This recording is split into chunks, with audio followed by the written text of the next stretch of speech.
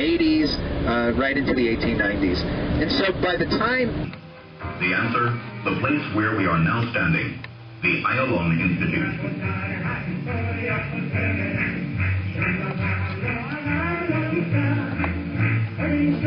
World War II. The British mandate in Palestine. At home, the Jewish struggle for independence from the mandate and freedom of Jewish immigration.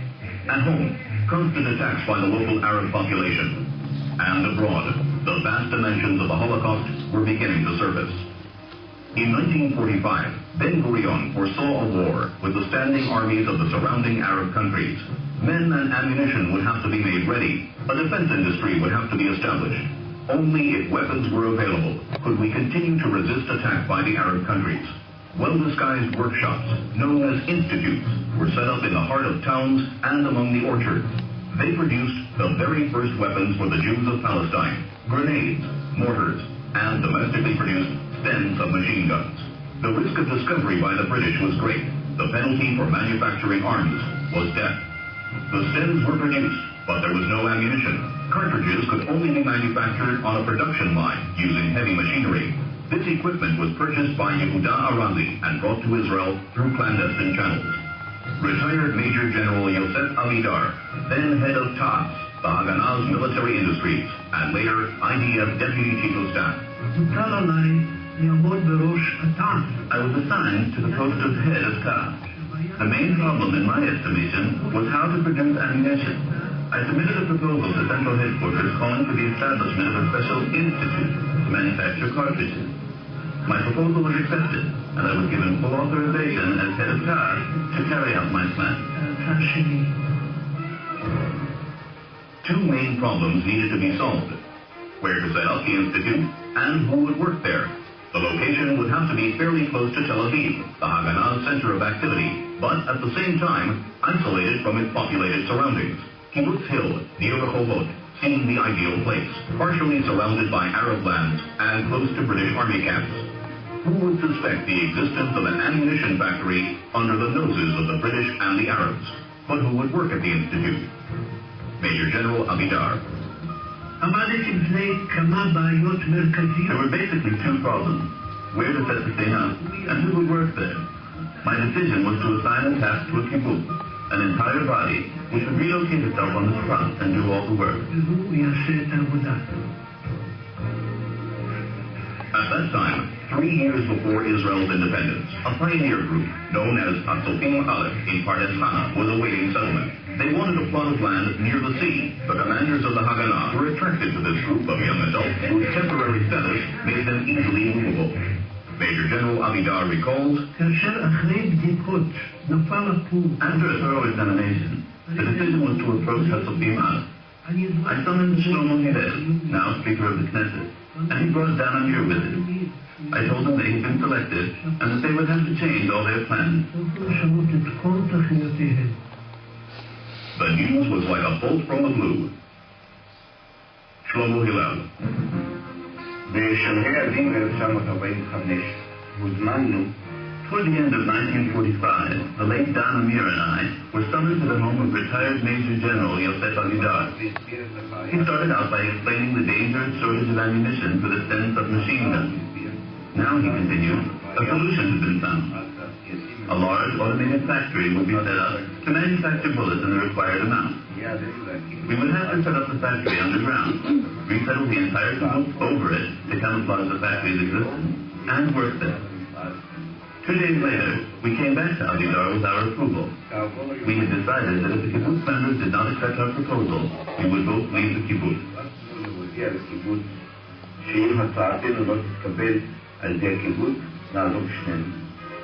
The matter was brought to the kibbutz members at Pardes Chana. Major General Amidar. The meeting was very dramatic, in my opinion. Here was a group of young men and women who had decided to rise to the necessity and change their lives and ambitions in order to answer a more pressing national challenge.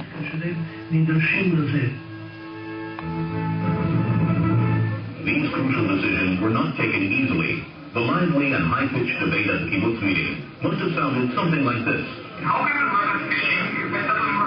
And what about our settlement?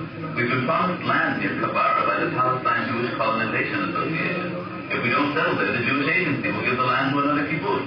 And our children, what about them? They won't be infants forever, and once they start wandering around, they could run into something. Somebody might be telling you just how we intend to absorb new members under these conditions. Anyway, what kind of life are we going to be leading if we're constantly hiding things, inventing excuses, and living a double existence? That doesn't sound like a kibbutz at all. I just don't understand this whole idea. You know, it just might not be bad having steady work that could benefit the entire Jewish community. Let's take a vote. All opposed? No one mentioned the risks involved. The decision was affirmative, and the first group of 7 young men set out for Kibbutz Hill. Construction began. A production line consisting of thousands of items needs a building the size of a tennis court. Noise must not be allowed to filter out, but air would have to get in. It was decided to dig a huge pit at the center of the hill. The site was fenced off with burlap. Guards and guard dogs kept strangers and trespassers away. The official explanation was that a refrigeration plant was under construction. The entire project, including construction and casting of concrete walls and ceiling, half a meter thick, took only 3 weeks. 2 openings were left in the roof of the building. Over one of them, a bakery was built. A 10-ton oven slid back to reveal the opening, through which heavy equipment could be brought in and out as required. A laundry was built over the other opening. A washing machine, fastened to a hinge, hid the narrow passage through which the workers entered and left the institute using a ladder. The chimneys of the oven and washing machine provided ventilation. A dining room and other functional structures were also built. The rest of the kibbutz members moved from Pardes Chana to Rehovot, bringing with them the cows, chickens, beehives, and 8 little children.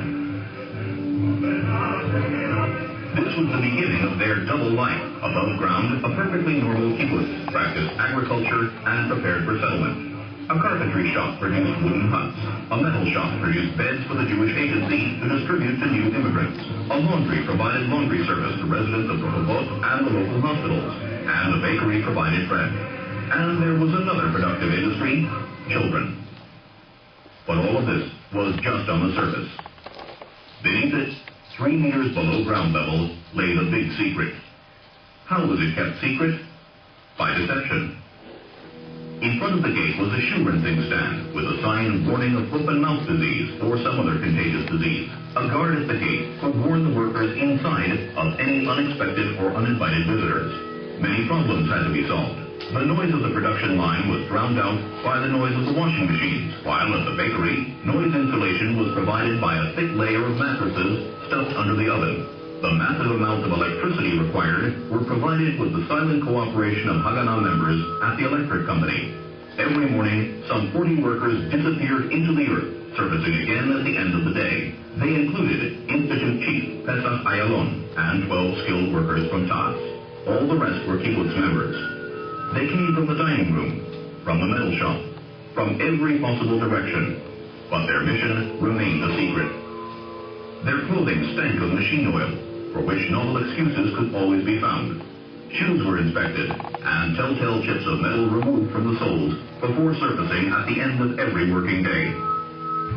Young and full of vitality, the kibbutz members quickly became accustomed to their new life. They loved to sing and look for fun, and tried not to think about the danger. One day, danger came very close indeed. A British railroad train had been blown up by Lehi, the Jewish underground. Kibbutz members treated the wounded British soldiers, thus averting suspicion and preventing a search on the kibbutz grounds. Working underground made the kibbutz members look pale, like mine workers. This was unhealthy and could arouse suspicion.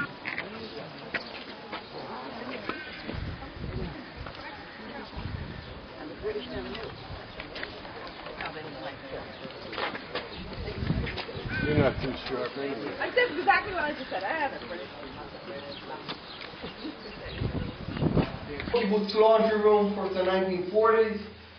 We have, first of all, this machine. Do you know what you remember right now? It's a wringer. It wrings out the clothes. Here we have an iron, but not an electric iron, a coal iron. Fill it with hot coals. becomes very hot, you can use it as an iron. Here we have a sewing machine, but also not an electric sewing machine. It works with a pedal, a bit like a bicycle.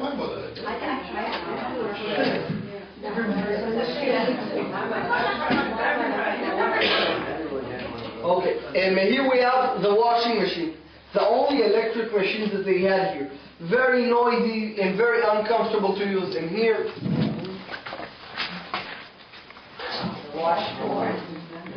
we have what I call a stain remover. A washboard, a hard bar of soap, not exactly spray and wash, but the only method that they had to remove stains. And most of the laundries they would do inside of the washing machine. But the colors just won't come out with the washing machine. So they had to use this method.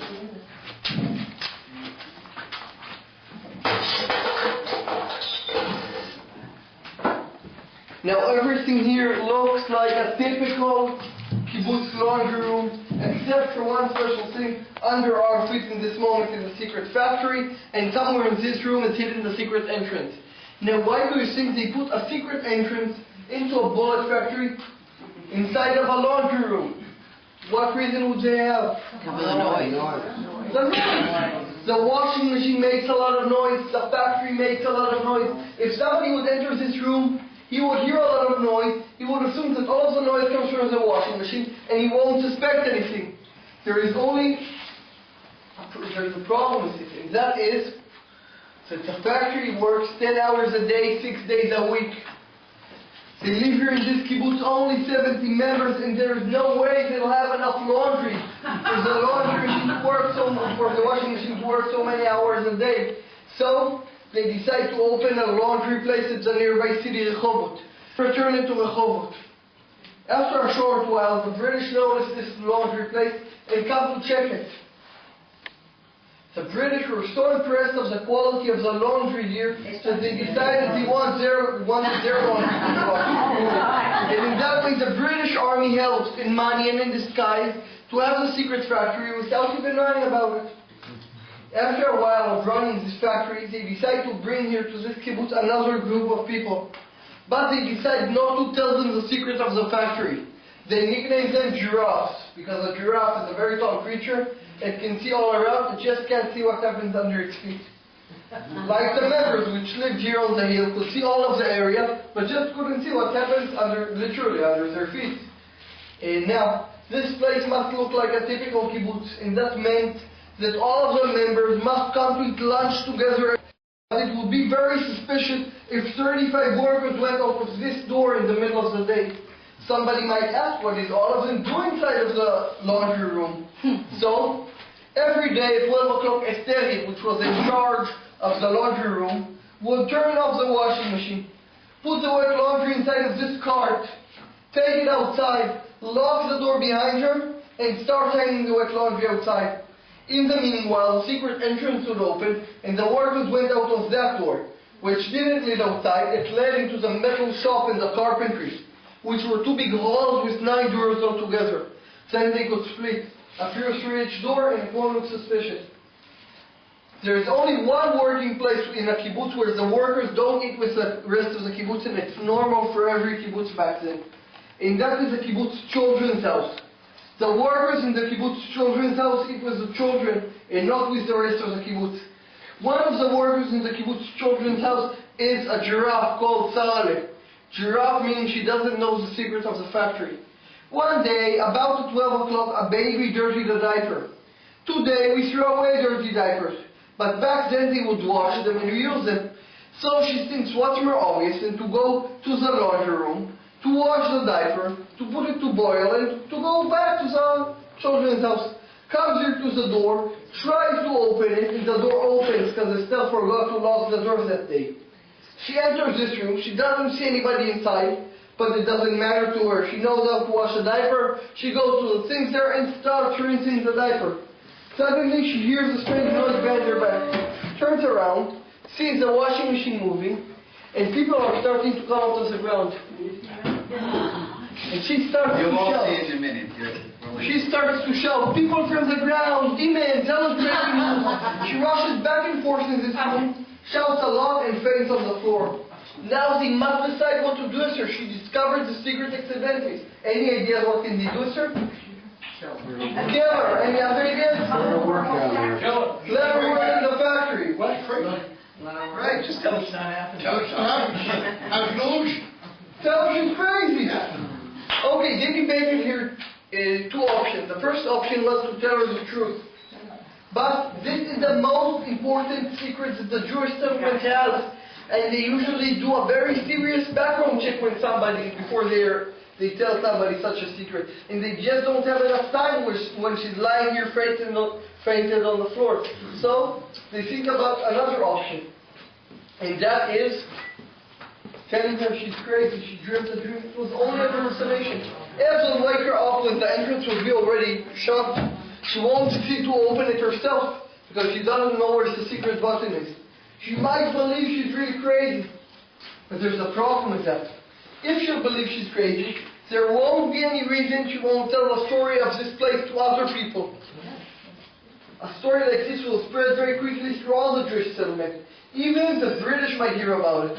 They might suspect there's more to it than only a dream, come to check and find the factory. So, they decide they can't tell her she's crazy. They decide to tell her the truth, but to make her a worker inside of the factory. And in that way she would risk herself if she told anybody else about it. This is the only time that this secret entrance was found. Now there's another secret entrance to the factory. The reason that they build another secret entrance is because this entrance is much too small to put in the machinery.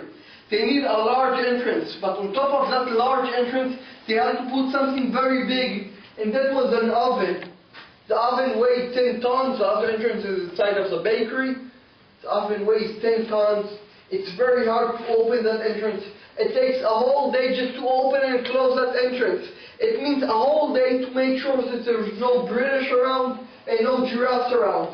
It's very difficult, so they open that entrance only when they have to change machinery and not for any other reason. Now there's another problem with the bakery. Through the bakery's chimney, they vent the fresh air into the factory. The problem is that when the oven is lit, the bakery gets filled with smoke, and if somebody would be downstairs, you would suffocate. So they decide that the bakery would work only by night, and the factory only by day. It's very normal. Bakeries usually work by night, so the bread would be fresh in the morning. The only problem is if somebody would enter the bakery during the day, he would hear the noise of the factory and won't see anything working. So they decided to fill all the area under the oven with 5 meters of mattresses. And the mattresses completely muffle the noise, so it will be completely quiet inside of the bakery, even when the factory works. Now you can come here and we'll go around and go down through the bakery. When did they get the secret? The washing's still on the line. When they started doing it, it was really like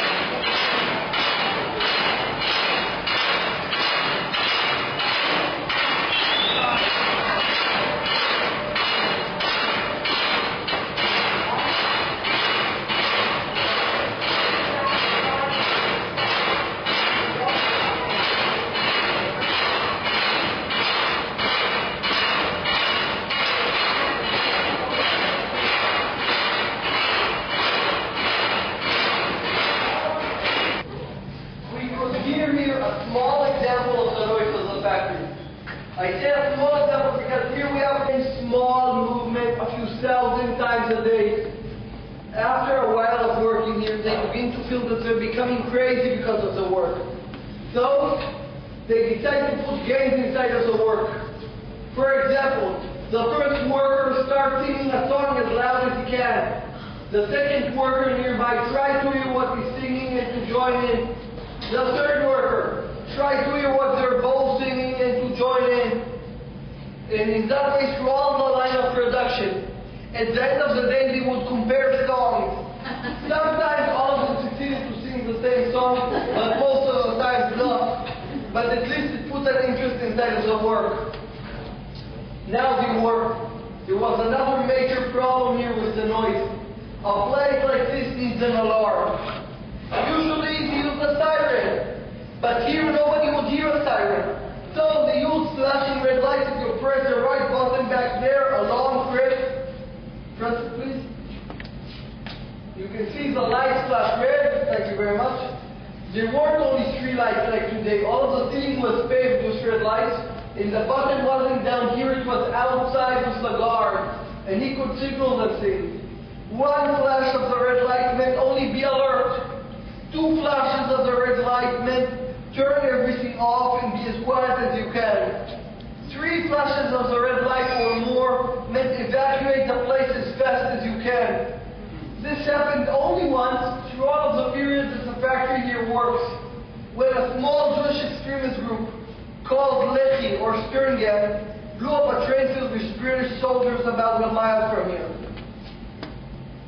All of the red lights flashed, the workers went out and went to give medical assistance to the British wounded soldiers.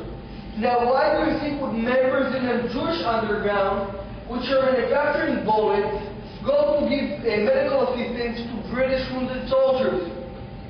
That is smart. To avert suspicion, so the British won't suspect any connection between this place and the train bombing, won't come here to check, and won't find the bullet factory. There's another reason. This place is a part of the Haganah, self-defense organization. It's not just a name, it's a way of belief. They believe that they're allowed to use power only for self-defense. And they don't think that bombing a train is self-defense. Now, we won't enter that political debate if it was or wasn't self-defense bombing the train. The thing that I want to show here is that we're a very special group of people. In one hand, manufacturing bullets when they believe that they have to manufacture bullets for a future war. In the other hand, go to save lives when they don't believe that those lives, that it's necessary to kill those people. How many people? Worked here? Yeah. 35 workers. 35. Come here, in my hand. This is the whole cartridge.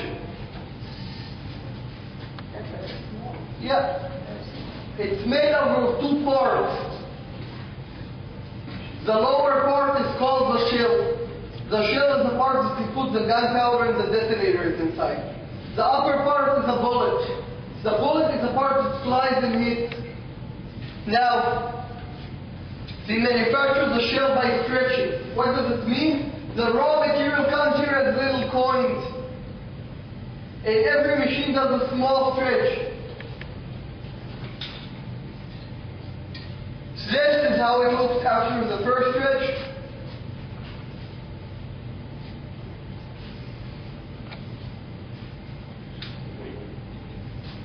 This is how it looks after the last stretch. This is already a bullet shell, but there's a problem with it. It's a bit too long and the edge isn't straight. A bullet is a very precise thing. It must be exactly the right size and exactly straight. So they decide to bring here an automatic cutting machine and a professional worker to cut up all the bullet shells. Just a word about what does it mean, a professional worker. A professional worker is a kid, the age of 16, that learned in a vocational school how to handle machinery. That's the most professional workers that they could find for a place like this. Now, what nickname do you think they gave to the person which cut up all the bullet shells? All the shells. Moil. They called him the Moil. That's a good one. And the Moil had a major problem. He was very bored of his work. Sustained small movement about 14,000 times a day. And he's surrounded with beautiful women all around. Although they're 4 years older than him. And he starts looking around. Every day chooses one of the ladies, looks upon her all day, another day, a new lady. After 2 years of working here, he lets his hand slip only 1 inch too far inside of the machine, and he loses half of his finger. This is the only accident that ever happened here. Samuel lost half of his finger. About 3 years ago, came here an elderly person with his grandchildren. The guy told him the story. He showed his half finger, said it was him, and told his grandchildren that by his opinion, it was worth it. That's a true story. Yeah. These are real pictures up here, and these are... All the pictures are real people that worked in the factory, but the pictures weren't taken. They didn't take the pictures when the factory worked. They took them, and when they closed down the factory, they went a group of workers with a photographer. So we have here about 10 workers which are photographed near all of the machinery. For example, he is photographed near one of the cutting machines. It's not the mold machine, but it's one of the machines which would do the fine-tuning, fixing of the mold work. And he didn't work here. He worked in a different place of the factory. Now,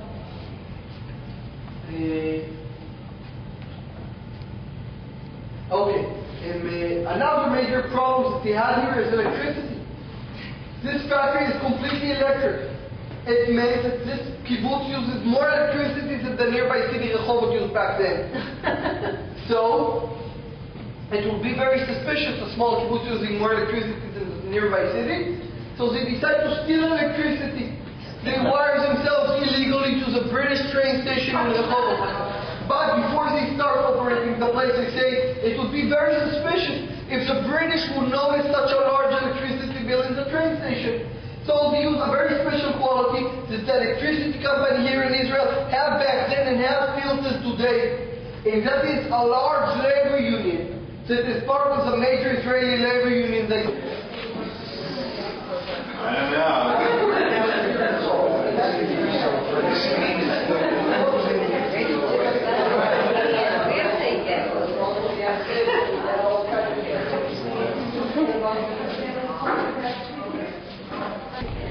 We're just remarking, Mike and I, about the traffic today. We haven't had much traffic at all. Usually it would take so long to go from one street to the next, and yet today, I don't know what it is, maybe just because of Yom HaShoah. I can't imagine people took off.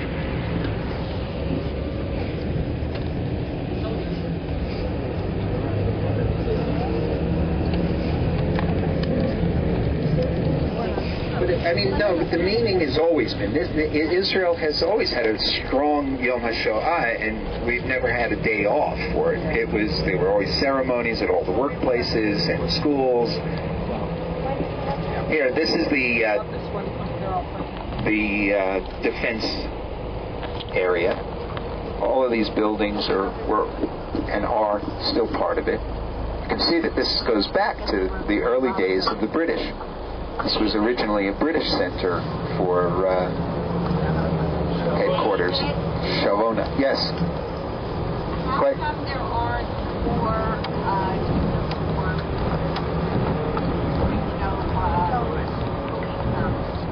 How come there are no more? I can't hear you. Soldiers on the street. How come there are so many more soldiers? You don't see soldiers? There's lots of soldiers. Yeah, this is Defense Ministry. You mean, why aren't they standing around with weapons guarding you? Because this is, maybe we're more secure all around. I don't know. There's never really been that many soldiers standing on the street and guarding. In Jerusalem, you'll see more. But here in Tel Aviv, Tel Aviv. Really? That's what they're telling you? Who told you that? Well, now you'll tell them something else. Oh, yeah, I'm sure that all of you got pumped up before you left, everybody telling you, what, you're crazy, you're going to Israel. Exactly. Going to be in the back. Oh, so maybe I'll stop in the front again. Even Biro. It's also a pretty fashionable street. There are a lot of nice little boutiques here, and cafes.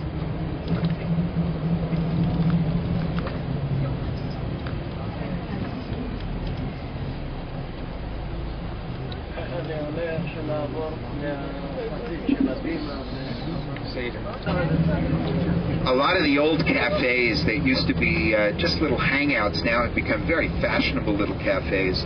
They were able to raise the price on a cup of cappuccino. But it hasn't gotten to the proportions of Starbucks yet, thank God.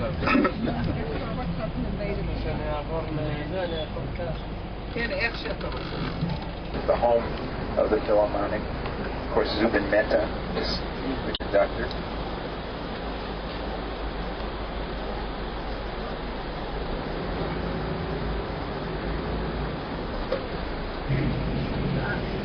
And we'll find in Habima there are foreign productions as well as local productions. There are other theaters as well in Tel Aviv. There's Tamurai Theater, which would be similar. A chassid every now and then. Take a look at that to the right.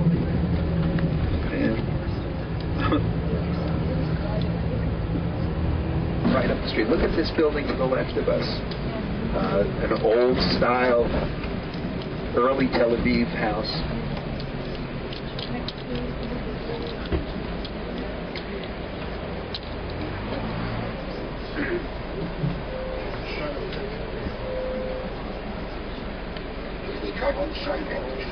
These are delis. Actually, no. Nothing like a New York kosher deli. They attempted to open them up a couple of times. They never really succeeded. Here to the left of us is, right over here, was Mayor Dizengoff. Dizengoff was the first mayor of Tel Aviv. This was his house. Today it is a museum. It's also the place where David Ben-Gurion read the Declaration of Independence and announced the establishment of the Jewish state for the first time after 2,000 years. Right in front of us, the first large office building, the Shalom Tower is called, after Mayor Shalom. And we are on Herzl Street. Is that familiar? Another Herzl Street. This would be like the lower Zionism. At first, you got to get your act together and envision a strong Jewish culture before we even make physical aliyah.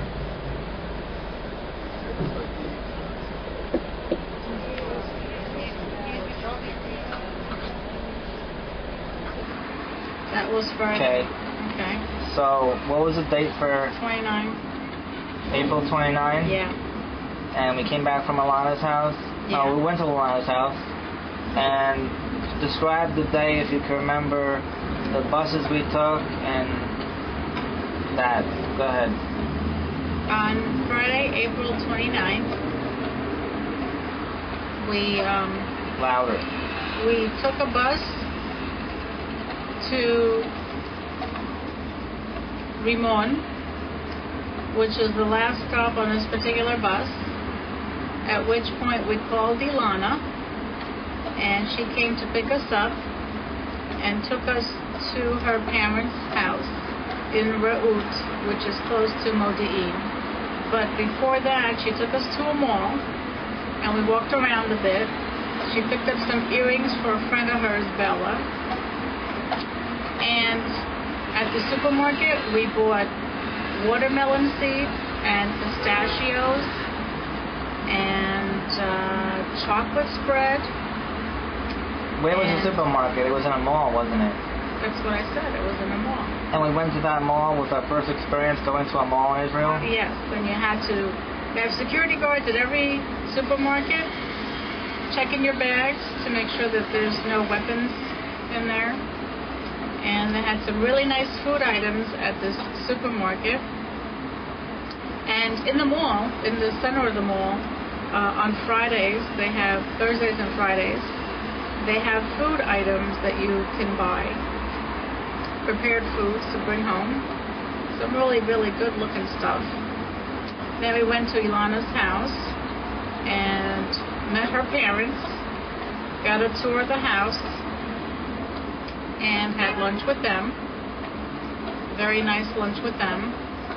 And then Ilana drove us to a bus which took us to the train station, Tachanat Rakevet, from which we took a cab ride, and they charged us a flat fee of 30 shekels, which we found out was really too much money, because if we had put it on meter, it probably wouldn't have been more than 20 shekels. By the way, the exchange rate is about 4.2, 4.3 shekels per dollar. And then, I don't know, was that the night that we went to Cafe Batya, or was it the following evening? Let's see, Saturday we went to Michaela's house. It might have been Cafe Batya because we were tired and we were walking all up and down the street. Was that the night we walked up and down the street and we didn't even realize we were in it?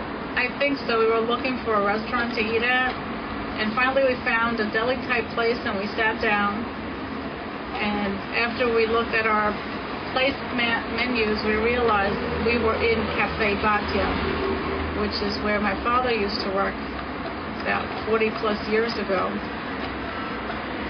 And it's a restaurant right on the corner. We ordered ikra, which is caviar. And what else did we order? You had roast beef. And I had, what did I have? I had matzo ball soup and coleslaw. Yes, and pickles, cucumber salad. Cucumber salad. And chicken dish? I don't know what I had. So it was some kind of a chicken dish, yeah. Oh, it was a grilled chicken breast. That's what it was. They called it chicken steak. Grilled chicken breast. Oh, right. Chicken steak. Yeah. And the waitress was very nice. She said that she lived in Fort Lauderdale for a while. And I think her dad lives in Florida. Oh, yeah. Good memory. And then we walked back to our beautiful Hotel Basel. And which is right over there. On Saturday, we were picked up by Michaela at, I think it was 12 o'clock. 12 o'clock. And she came with her older son. Now the sun's in my eye. Move back. She came with her older son, Jonathan, and drove us to Netanya, where they live. We met my Aunt Molly, Michaela's mother, and Michaela's oldest daughter, Mirit, youngest daughter, Talia, I think her name was Talia, and her son, Jonathan. The young boy, the baby boy, wasn't home. The husband wasn't home.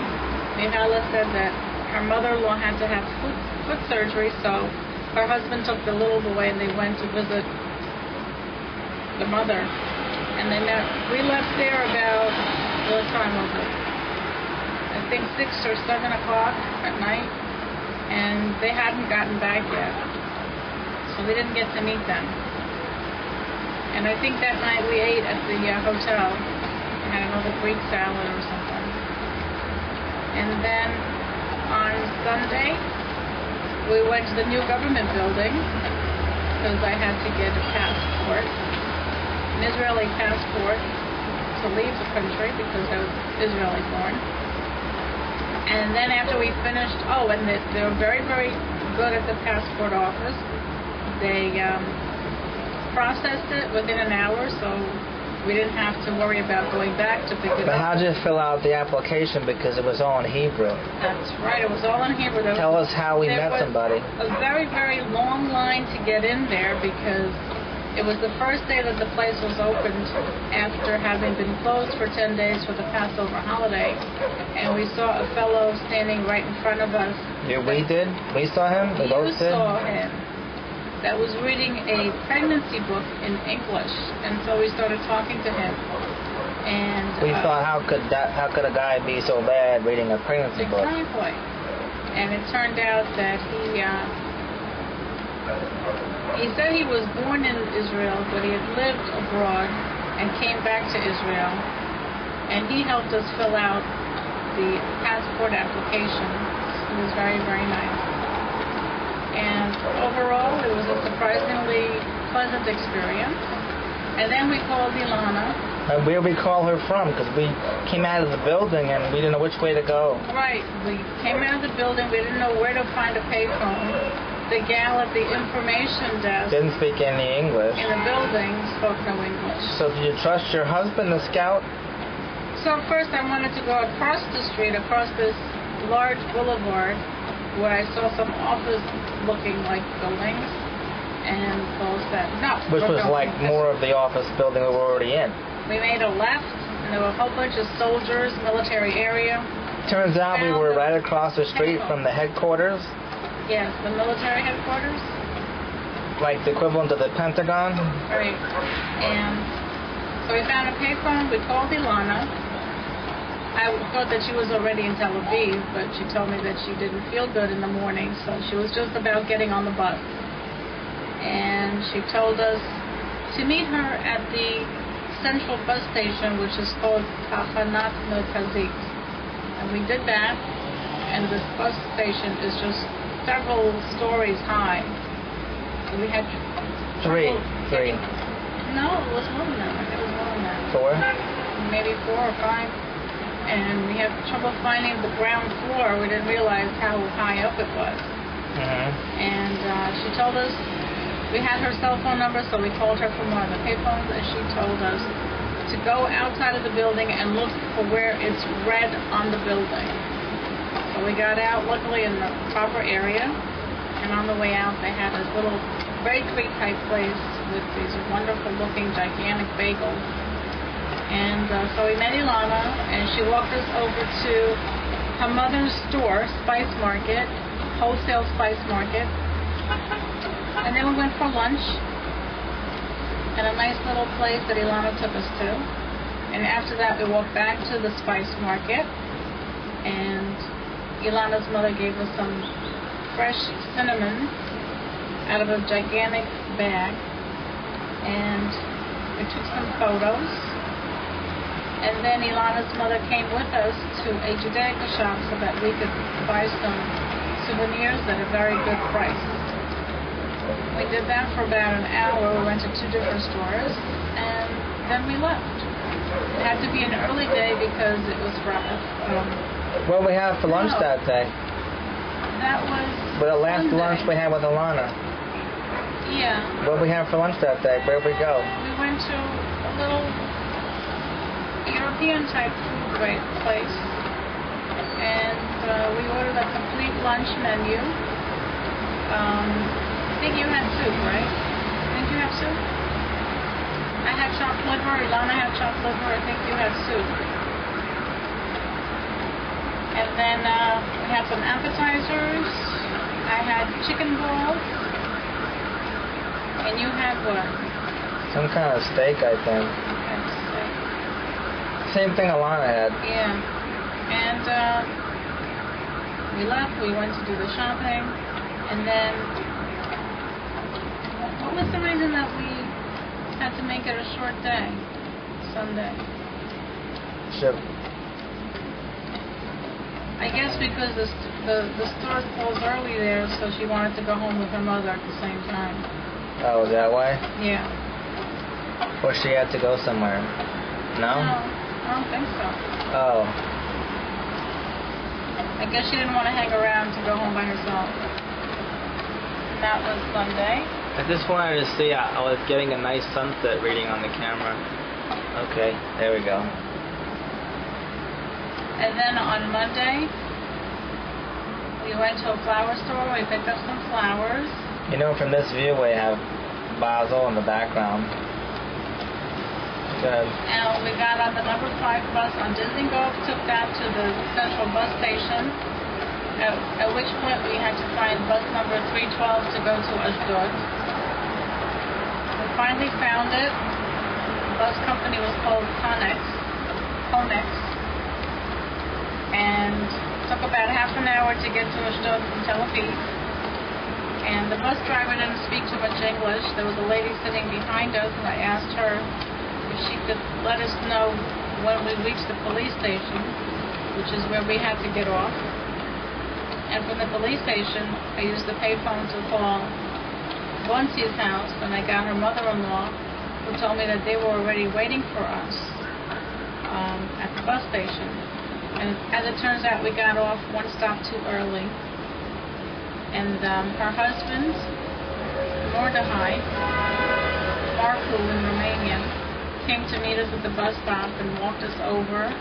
And then we waited on the side of the street while he went across the street to get Bonsi because she was waiting for us somewhere else. Then we walked over to her house and their house, met her mother-in-law, and then her son came over, and her sister Rosalia came over with her husband, and her son took us sightseeing a little bit to the port. We took some pictures at the port in his Park Avenue Buick. And then he took us to this small zoo, and we took some pictures there, which is where he had taken some wedding shots with his wife at their wedding, with oil tankers in the background. And then we had a wonderful lunch at Bonsi's house, and then her two daughters came over, and it was just a very, very nice day. And then the grandkids came over, and we took a whole bunch of pictures and videos. Doesn't Ron look like a spitting image of Jeff? Yeah, Ron looks like Jeff. I mean, he doesn't really look like him, he kind of more acts like him. Mm-hmm. But Ron expressed an interest in coming to America with his whole family to live, although they don't know too much about it. And then he took us to the mall. We walked around for a bit, and then we took two buses home. We took a taxi from Ashdod, which was not just a taxi for two, but like a little minivan type of taxi. And then from there, at the central bus station, we were a little bit hungry, so we got two falafels while running for the bus. And we had to wait about 20 minutes for the bus to come. We took the bus back to our hotel, and we had a very nice day. Wasn't that the best falafel we ever had? That was the best falafel we ever had. And then what happened after that day? Then Tuesday was pretty much a free day. We walked over to Shuk HaCarmel, where we bought strawberries and almonds, and then we walked. Right next to that, they had an arts and crafts fair, so we walked around there, picked up a couple of handmade mezuzahs, and where did we eat that day? We had lunch at this restaurant called La Coquette, and then we walked all the way back, so we did an awful lot of walking on Tuesday, which was great. And the craft show that was by Shuk HaCarmel, bless you. God bless you. Something about saying God bless you in the Holy Land. So at the Shuk HaCarmel, they had a arts and crafts festival there. It was just like the Del Rey Affair. Yeah. And it was everything in Hebrew. Very unique stuff. Toys for kids and crafts. Jewelry. And Which we're going to be going back there, I hear. what? We're going to be going back to Shuk HaCarmel, but we might be able to get that item that we wanted from that guy if he's still there. Well, the show was supposed to be on Friday too, so tomorrow's Friday. Right, so we might be able to still get that guy. It might be fate. Might be. If we have shekels. Right. And then what do we do after that? Does that bring us to today? Wednesday we checked out of the hotel. How long did that take to check out of the hotel, which is just down there to the left of the screen? It didn't take too long, but we decided in the morning to take all the souvenirs that we bought. We had it in a bag, and we took a taxi over to the post office, which was really close, just a few blocks away. And it was kind of complicated at the post office because they didn't have really big boxes. They only had little boxes. So we turned around, took another taxi back to the hotel with all the stuff. And then we started lugging everything across the street to the Crown Plaza. They had our room ready at 11 o'clock early, which was nice. And we made 3 trips back and forth with all our stuff. And when we came into our new hotel room, we felt like we had been very grandly upgraded. Very nice room. What's the difference between $100 a night and $200 a night, Sarah? Big difference. Gadol? Gadol מאוד. Not Katan. לא קטן. Gadol? גדול מאוד. Say Katan. קטן. Gadol? גדול מאוד. And Katan. קטן. Okay. Okay, are we done with that? Yes. Okay. And then today? And today we had our first day on the tour. We had breakfast. We met some nice people for breakfast and dinner last night. What about dinner last night? Tell about that. Dinner last night was very, very good. We had lots of veggies. Food was wonderful. Met some people on the tour. And today we had our breakfast, and then off we went on sightseeing to Jaffa. Jaffa? Jaffo? Jaffa? Jaffo. Jaffa. Did a little walking tour there, then we went to the It's the oldest city probably in the world. Right. Diaspora Museum? Diaspora. Not Neosporin. And then we went to Ayalon Institute, which was a kibbutz with a secret bullet factory. And then we took a drive-in. And that's how Israel was able to win its independence. Yes. Then we took a driving tour of Tel Aviv, passed by the Shuk HaCarmel, and then we came back to our hotel room. Ah. And that brings us up to current day. And what are we plans for tonight and tomorrow morning? Tonight we have a dinner dance. Tomorrow morning we're going to attempt to go to the post office now that we have everything boxed up and taped up. So we're going to take a cab to the post office and make it back for the 9 o'clock bus, because off we go to Haifa tomorrow. But first we stop at Shuk HaCarmel in the morning. And then we go to Caesarea. And I guess at 4 o'clock we should be arriving in Haifa. What's going to happen tonight? Tonight we have a dinner dance. With who? 8 o'clock. With the group. So that's in about another 45 minutes. We have to get ready to get changed. Yes. As you can tell, there's a sunset in the screen. There's the sunset. How do you get the sunset? What do you see? Sunset's that way. Yeah. So how do you have it? For you? Because in the reflection in that window, and also on the buildings, you can see a lighted, nice color. Nice, wonderful, and also on your face you can see nice color also. By the way, the Hotel Ami over there. Yeah. We walked in just out of curiosity to check on rates. Smaller hotel than the Basel. Yeah. And they wanted $75 a night, which is cheaper than what we paid for the Basel, but it was probably even less of a place than where we stayed. So I'm going to say goodnight. I have to go get changed for dinner. Yeah, but you got to do at least 5 minutes and ask me a couple questions so I can get on the video too. Okay. But you have to think of the questions to ask me, so you can think of something? Oh, I'll try. Okay. And I want you to also frame it in such a way that, you see the way I have level with the camera? It's a full screen, so you can see if you could try to get them at the beach and aim it down like you can aim from there and aim it there and get me. It's on. So just put it on this side of you and aim it down. Aim it from high to low and have me in the corner over here. I gotcha. So what did you enjoy the most of today? Do you have the boats?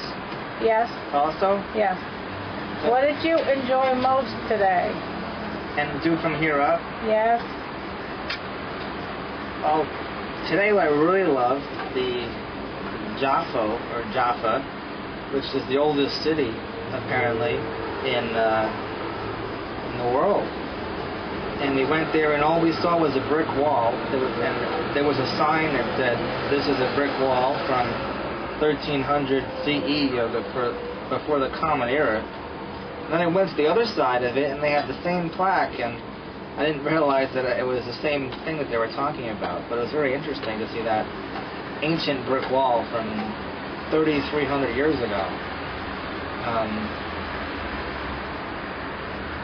And I liked walking on the old cobblestone steps. It was nice to go last on the tour because then everybody went in front, but then there were some other people that were older that needed more time to walk, so it was nice to walk along with them and get to know people on the tour. So it's okay to, all ages can come here and see. So how many people are on the tour? Maybe about 30 or so on our bus and 30 or so on the other bus. And what bus are you on? I'm on the red bus, and there's a yellow bus. Not red as in red, but everyone who had a red tag went on the red bus, and everybody who had a yellow tag went on the yellow bus. So Sarah and I went on the red bus, and there's another couple that's from Pennsylvania that also has red tags. Take your head up straight. Sunset must be beautiful, is it not? Yes, it is. I can see in the reflection in the window this gorgeous pink and red. And are there any young people on the tour? There's one other couple from Pennsylvania, Craig and I don't remember her name. We'll find out tonight at the dinner dance.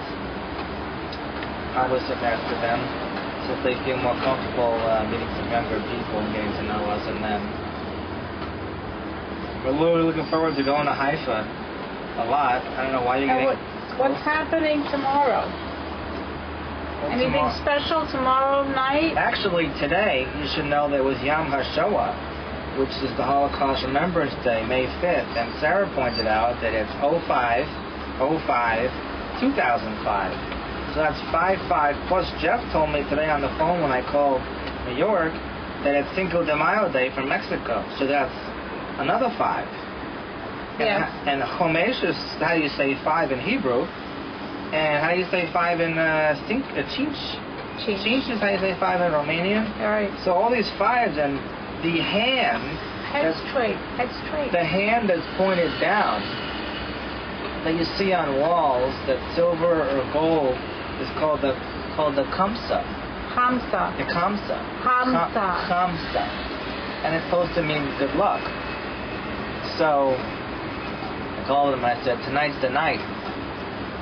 Night is the night. You know what I mean? You know. Yeah, I know what you mean. So Kamsa, hair from the Holy Land. Right. And 555. I mean, you can't get any better than that. Can't get any more 5s than that. So what's going on tomorrow night? So tomorrow night, is that garbage night back home? No, tonight's garbage night back home. Tonight. And I'm not home, so I don't have to worry about it. You don't even have to worry about it when you're home. Tomorrow night, we're going to be in Haifa having dinner with Laura Kane, right? Who's Laura Kane? Laura Kane is Barbara Kane's daughter who lives in Haifa. What? Keep your head straight. Oh, I thought you were telling me not to say names. I should say like BC or Barbara Kane, or LC for Laura Kane. We're going to have dinner at her house. Or Shabbat dinner at her house. With her and her boyfriend. That'll be dinner, not lunch? Dinner. Oh, okay. Which she said that her apartment is about 20 minutes away from the hotel. Yes. Well, I guess we're going to walk there. Yes. And what's so funny? And what are we going to bring? What, flowers? Most likely flowers. And why? We have to bring something as a respectful guest. And why flowers? I don't know. Why flowers, Sarah? Because we like the way they smell. Pretty. Because they're pretty. And because they're very inexpensive in Israel. Very inexpensive in Israel. Correct. So if we were to buy flower, how much? We bought 3 sets of flowers already for your family. So how much did we pay for a nice arrangement? About $10, $12. Now how much shekels? 45. So that was about 45 shekels. Was about $10. $10. For nice flowers. Wonderful arrangement. That's right. Or when we went to Ilana's parents' house, we got a bouquet that was already